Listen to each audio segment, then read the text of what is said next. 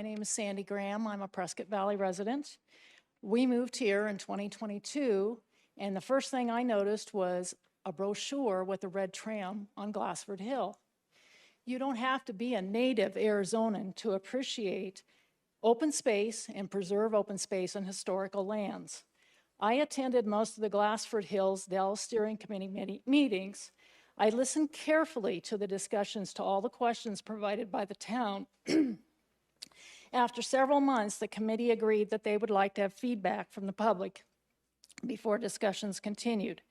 The response from the town was to rehire the Tucson Design Center to prepare more drawings of Glassford Dells project to see what could be or would be, and I am sure that the hefty amount of taxpayers' money was used for these visuals. The concept presented had amenities that weren't discussed by the steering committee. To date, I haven't seen or heard of a survey that the residents can participate.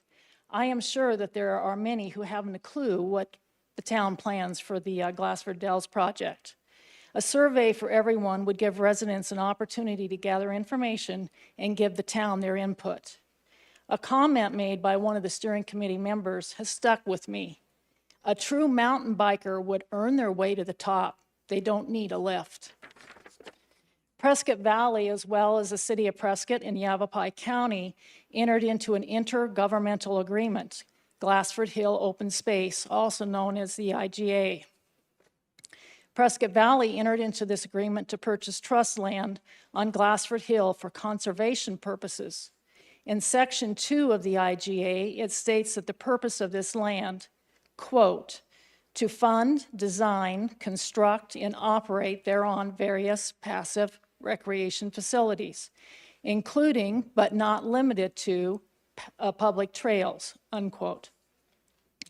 When I could see that the town intended to use this purchased land for active recreation also, I emailed Town Manager Gilbert Davidson asking how the town could include active, organized recreation. His written response says that the passive recreation within the IGA was just to make sure the property is not privately developed. I also heard Mr. Davidson make the statement that once the funding was acquired, the town didn't need to comply with the terms of the IGA. I find this to be perplexing because I think the IGA is a binding legal contract.